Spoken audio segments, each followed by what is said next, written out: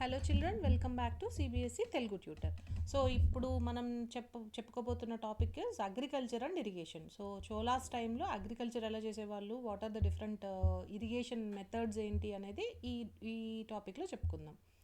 So Cholas చాలా చాలా విషయాల్లో చాలా గొప్పగా చేశారు అని చెప్పుకుంటున్నాం కదా. ఇప్పటి వరకు పెద్ద పెద్ద టెంపుల్స్ కట్టారని చెప్తున్నాం, వాళ్ళ క్రాఫ్ట్ వర్క్ చాలా బాగా చేసేవాళ్ళు అని చెప్తున్నాం, రైట్? సో అలా one of the important thing, వాళ్ళు చాలా గొప్పగా చేసిన one of the important thing is agriculture అనమాట. సో ఇప్పుడు మనం ఒక్కసారి మళ్ళీ ప్రీవియస్ మ్యాప్లో చూద్దాం. సో ఇక్కడ మనం కావేరీ రివర్ చూస్తున్నాం కదా. Let me expand little more. So ఇది కావేరీ రివర్. మనం ఇక్కడ చూస్తే so it is dividing itself, అంటే డిఫరెంట్ డిఫరెంట్ ఛానల్స్గా డివైడ్ అయ్యి then it is going in to the bay of బెంగాల్లో కలిసిపోతుంది, రైట్?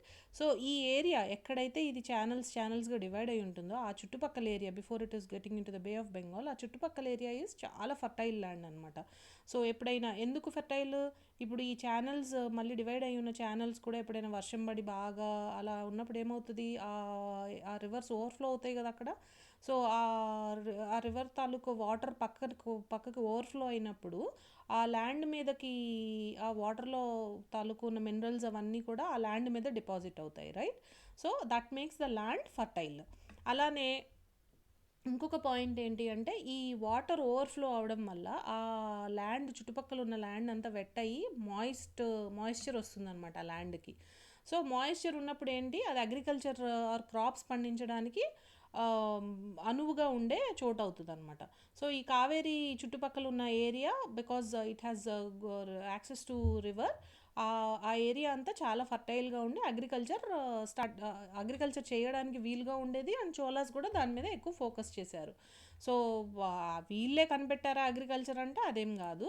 సో 5th 6th సెంచరీలో కూడా అగ్రికల్చర్ చేసేవాళ్ళట in few parts of Tamil Nadu. But చోలాస్కి వచ్చేసరికి ఏంటంటే, వాళ్ళు చాలా లార్జ్ స్కేల్ కల్టివేషన్, అంటే చాలా ఎకర్స్ ఆఫ్ ల్యాండ్లో అగ్రికల్చర్ చేయడం స్టార్ట్ చేశారు.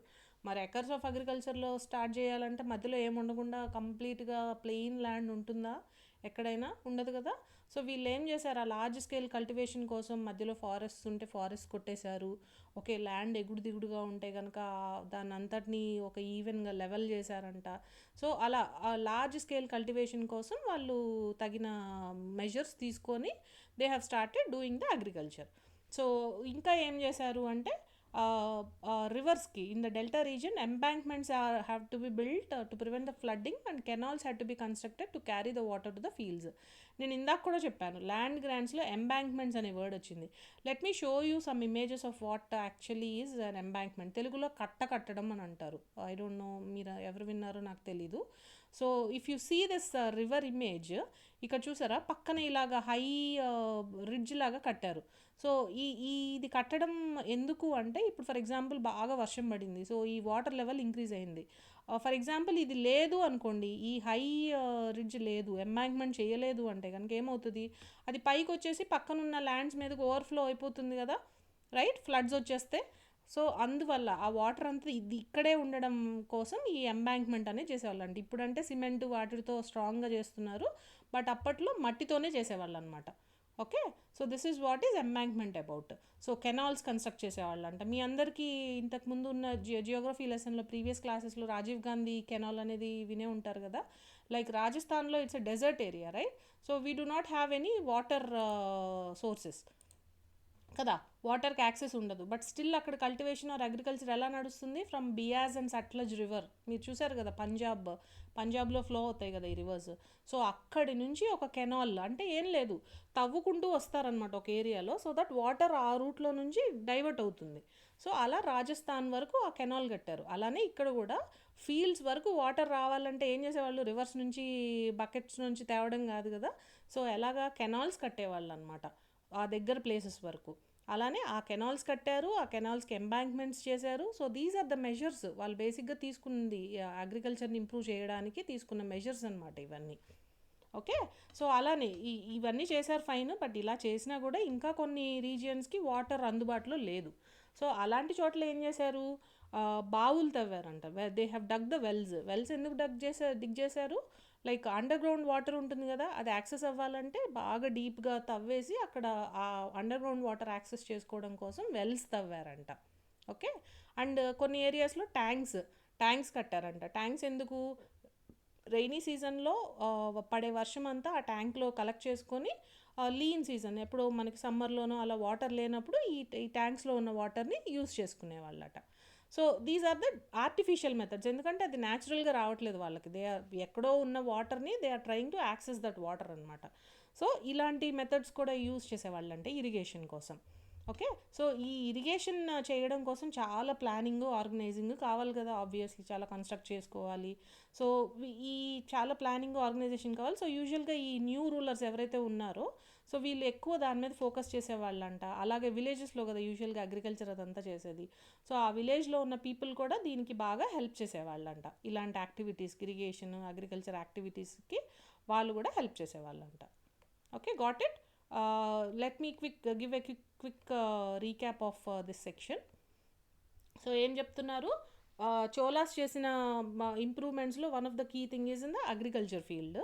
So Kaveri delta, Kaveri river bay of బెంగాల్లో కలిసే ముందు చాలా పాయలుగా, it means it has its branches, it is branched out before it gets merged in to the bay of Bengal. So ఆ ఏరియాలో వాటర్ ఓవర్ఫ్లో ఫ్రీక్వెంట్గా అవ్వడం వలన, అంటే ఆ ఛానల్స్ వర్షం పడినప్పుడు ఓవర్ఫ్లో అవ్వడం వల్ల మినరల్స్ అన్నీ ఆ సాయిల్లో డిపాజిట్ అవుతాయి. That is the reason that soil is very fertile. And one more thing is ఆ వాటర్ ఓవర్ఫ్లో అవడం వల్ల ఆ సాయిల్ కూడా ఇనఫ్ మాయిశ్చర్ వచ్చి అగ్రికల్చర్కి ఫేవరబుల్గా తయారవుతుంది అనమాట అక్కడ ల్యాండ్. సో అందువల్ల అక్కడ ఆ ఏరియా బాగా అగ్రికల్చర్కి ఫేవరబుల్గా ఉంది. ఓకే. సో ఇక్కడ ఇంకో విషయం ఏం చెప్తున్నారు, 5th 6th సెంచరీలో కూడా తమిళనాడులో అగ్రికల్చర్ అనేది, నాట్ దట్ చోలాసే ఇంట్రొడ్యూస్ చేశారని కాదు, అంతకుముందు కూడా ఉండేది. కాకపోతే కొంచెం ప్లేసెస్లోనే అగ్రికల్చర్ కల్టివేషన్ స్టార్ట్ చేశారనమాట. బట్ చోలాస్ పీరియడ్లో ఏంటి, లార్జ్ స్కేల్, అంటే చాలా హ్యూజ్ హండ్రెడ్స్ ఆఫ్ ఎకర్స్లో అగ్రికల్చర్ అనేది స్టార్ట్ చేశారనమాట. సో ఎలా చేశారు? అంత ల్యాండ్ ఎందుకు ఉంటుంది అంటే, ఫారెస్ట్లో ఉన్న ట్రీస్ అన్ని పడగొట్టారు, ఎగుడు దిగుడుగా ఉన్న ల్యాండ్స్ని లెవెల్ చేశారు, ఒక ఈక్వల్ లెవెల్కి తీసుకొచ్చి then they started cultivation. So ఇలాంటి మెజర్స్ అన్నీ తీసుకున్నారంట.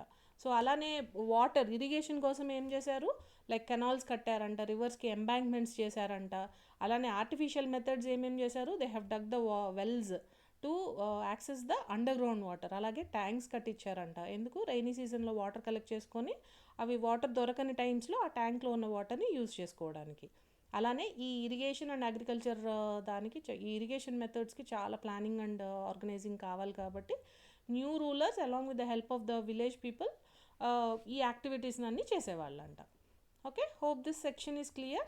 సో మన next topic will be the administration of the empire. Okay, thanks for watching the video. Bye bye.